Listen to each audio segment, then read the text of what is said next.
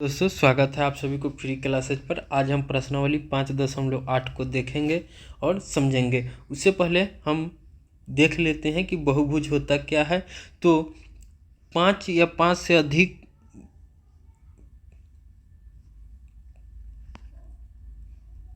बहुभुज, 5 या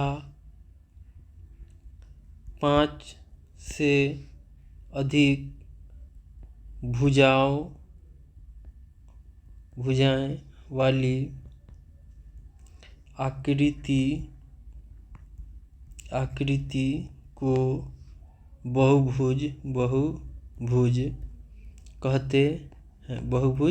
कहते हैं। ये 2 भी हो सकती है, ये 3 भी हो सकती है।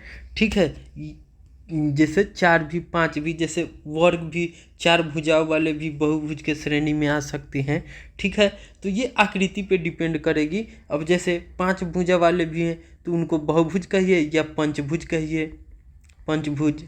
ठीक है, अगर किसी के पास 6 भुजा है तो इसको षष्ठभुज कहिए या बहुभुज कहिए। ठीक है, 7 भुजा है तो इसको सप्तभुज कहिए या 7 बहुभुज कहिए। 8 है तो अष्टभुज, 9 भुज है तो 9 भुज, 10 भुज है 10 भुज। ठीक है, तो इस तरह से अति है, आप बहुभुज भी कह सकते हैं या उनका पर्टिकुलर नाम दे सकते हैं। ठीक है, तो उसको हमको समझना है। अब हमसे पहला ही क्वेश्चन में पूछ रहा है कि जांच कीजिए कि निम्न में से कौन सी आकृति बहुभुज है। ठीक है, अब बहुभुज है उसको हमको पता करना है। अब देखिए ये क्या है, 1 भुज, 2, 3, 4, 5, 6, 7, 8, 9, 10, 11। अब इसमें कितना 11 भुजाएं हैं। ठीक है, तो ये क्या हो जाएगा, और ये क्या हो जाएगा, 10 भुज या बहुभुज है। लेकिन हम देखते हैं कि ये क्या है, बंद आकृति नहीं है। ठीक, क्या है ये, क्या है, ओपन है, खुली है। तो इसीलिए ये क्या हो जाएगा, ये बहुभुज नहीं होगा। इसको हम क्या लिखेंगे, बंद आकृति नहीं है, बंद आकृति नहीं है। इसीलिए यह बहुभुज नहीं है, इसीलिए ये बहुभुज नहीं है। ठीक है, अब देखिए इसको देखते हैं, बी को देखिए, 1 भुज, 2, 3, 4, 5, 6, 7, 8, 9, 10, 11, 12 है। और ये क्या है, बंद आकृति है। ठीक है, ये बंद आकृति है, तो ये क्या है, बहुभुज। क्या है, बहुभुज है। क्या है, बहुभुज है।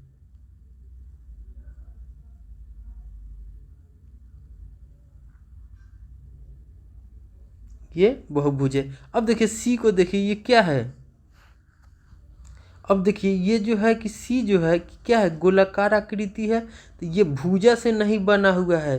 सी क्या है, भुजा से नहीं बनी है, इसीलिए भुजा से नहीं बनी है, इसलिए ये बहुभुज नहीं है। ठीक है, अब देखिए ये तो भुजा से बना है, ये भी भुजा से बना हुआ है, लेकिन ये क्या, ये भुजा से नहीं बना हुआ है, ये क्या है, वक्र है। ठीक है, तो ये भी बहुभुज नहीं है। क्या है, ये भुजा और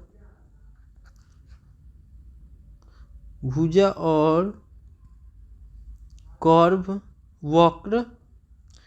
भुजा और वक्र से बना है, इसलिए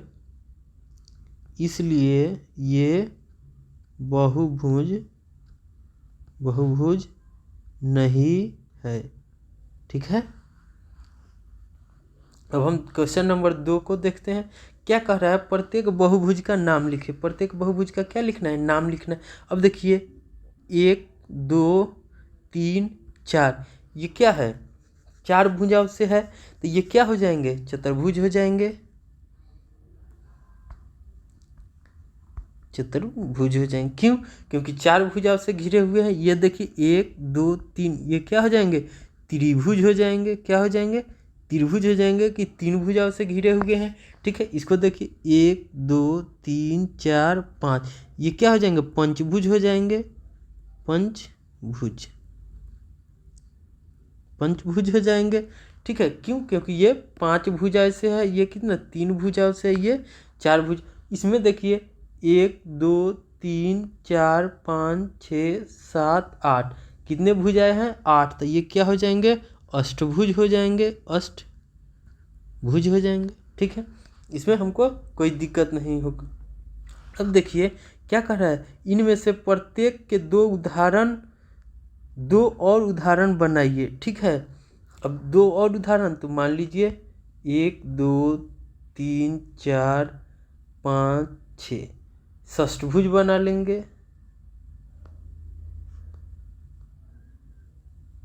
ठीक है, इस तरह से हो जाएंगे, षष्ठभुज बना लेंगे, सप्तभुज बना लेंगे, इस तरह से हमारा हो जाएगा। अब कह रहा है एक सम षटभुज का एक रफ चित्र खींचिए और इन्हें किन 3 शीर्षों को जोड़कर एक त्रिभुज बनाइए। ठीक है, अब खींचना है तो मान ली 1 2 3 4 5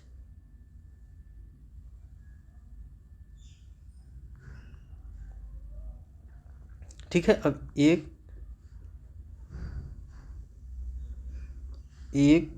2 3 4 5 6। ठीक है, अब ये षटभुज हो गए। अब क्या करना है, बोल रहा है कि खींचना है, तो इस तरह से देखिए, इस तरह से ड्राइंग कर लेंगे। ठीक है, तो ये भी हमारा बन जाएगा। अब कह रहा है सम अष्टभुज का चित्र बनाइए, अष्टभुजा वाला, इसी ड्राइंग को बना लेंगे। ठीक है, अब 8 को बना लिए। अब हमसे कह रहा है चाहे तो वर्ग कागज का प्रयोग करके इसको चारों शीर्षों से जोड़कर आयत खींच। अब चारों शीर्ष से क्या करना है, आयत खींच देंगे इस तरह से, इस तरह से आयत खींच देंगे। ठीक है, कोई दिक्कत किसी भी चीज। अब क्या करना है, विकर्ण को, तो विकर्ण मैंने बताया था कि मान लीजिए इसका ये क्या हो जाएगा, विकर्ण हो जाएगा। ठीक है, तो विकर्ण खींचकर और उसका नाम दे देना है रफ। तो आप अपने से प्रैक्टिस कीजिएगा, अभ्यास कीजिएगा। अभ्यास करने से ही धीरे धीरे आपको ड्राइंग भी करना आ जाएगा, कैसे सॉल्व करना है वो भी सीख जाएंगे। और जो जो इम्पोर्टेंट पॉइंट है वो सभी को आप हमेशा नोट बनाकर लिख लीजिएगा और हमेशा याद रखिएगा। आगे के क्लास में भी आपको मदद करेगी ज्यामितीय में, चाहे कोई भी चित्र को समझने में। ठीक है, इस तरह से हमारा चैप्टर ख़त्म होता है, 5वां चैप्टर। ठीक है, अगले अध्याय में हम लोग मिलते हैं। आप सभी को हमसे जुड़े रहने के लिए धन्यवाद। ठीक है, अगले वीडियो में मिलते हैं, तब तक के लिए बाय।